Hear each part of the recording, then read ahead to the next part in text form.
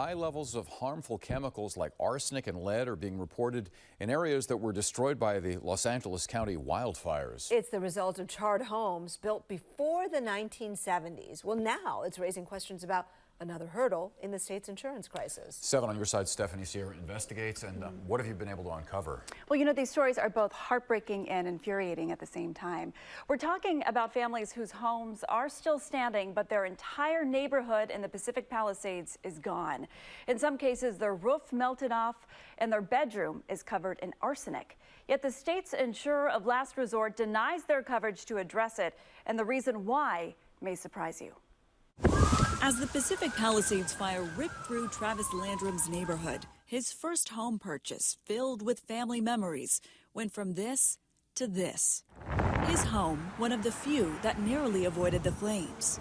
So my house is still standing, the house directly behind me, that house burned down. Feeling lucky at the time, little did he know the nightmare he would walk into. The back of my house kind of melted, the windows are melted, the stucco is messed up, the roof, the gutter, everything in my backyard burned. His landscaping fried, the window frames melting off, the trampoline cooked, and inside, soot and ash covering the floors. According to his insurer, the California Fair Plan, smoke damage is only covered if it's a direct physical loss, meaning it's visible to the unaided eye or detectable by smell. Yet despite clear evidence his home was affected, the Fair Plan didn't think so. There's a line item in the policy that says smoke damage, here's what we cover, and then it's immediately they don't cover smoke damage. So what did he get instead?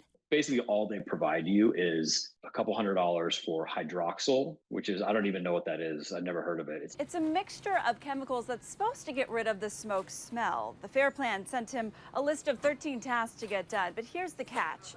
They only provided an allowance for a technician to clean all the toxins from his house in 1 hour. I can't believe they're telling people 1 hour.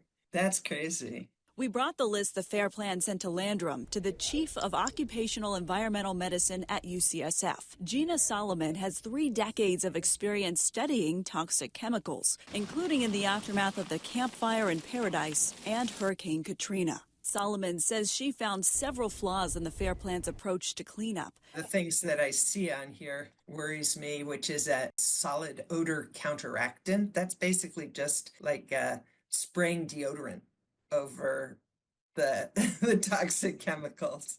So that's not going to do anything to help anybody. Landrum got professional estimates to clean and remove debris and take care of fire retardant mold, soot, ash, and smoke. That would cost him roughly $70,000. Yet after his deductible, the Fair Plan adjusters only offered him $625. Is that a joke? Like, it's not even, I mean, it's just offensive. And to add insult to injury, and we have elevated levels of lead in the house.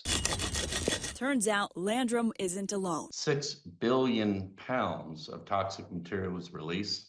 When it came to these fires, 10,000 structures were in the fire zone that remained. Those structures are contaminated with toxic materials. Attorney Brian Ailstock represents hundreds of homeowners affected by the Palisades fire, where he says testing found toxins like lead and arsenic were 22 times above the EPA's limit. And in Altadena, he says more than half the homes tested had exceedingly high levels of lead. There is no safe limit when it comes to children and lead. These homes are simply uninhabitable, and what we're seeing, unfortunately, is that insurance companies aren't stepping up to the plate. They're using technicalities like direct physical loss, or to say, no, we're not going to pay for the remediation that clearly is necessary. Last month, California's Insurance Commissioner Ricardo Lara issued a bulletin directing all insurers, including the Fair Plan, to thoroughly investigate and process smoke damage claims.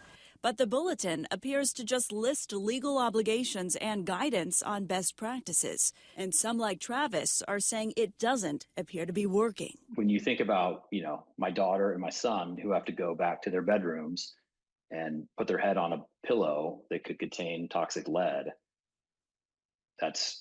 I can't live with that. Now, according to initial research from the California Institute of Technology, homes that were properly cleaned had toxic levels reduced by 100-fold. So as Solomon explained, the cleaning does work, but in some cases, the study also found the toxic waste was still prevalent even after cleaning, and had some experts warn homes will still have to be torn down. And as we look forward here, of course, there's questions as to why the commissioner's bulletin isn't being enforced. Right. Yeah. Well, at least they have a whole hour to clean up. That's Yeah. got to be comforting. I mean, Surprising. It's My gosh. called the It's FAIR the FAIR plan. plan. Yeah, the FAIR Yeah. plan. Is this been kind of hashed out? Like, what are people evaluating this? Well, saying? yeah, it's called the insurer of last resort for a reason, right? But in terms of their past, I mean, it's not a pretty picture. I can tell you, a spring market conduct exam took place a couple years ago, and it found that the plan allegedly snuck illegal changes through the regulatory process, and CDI approved them. And they found there was a stunning lack of transparency. So there's a lot of questions about how they operate. Oh boy. All right. Thanks, Steph.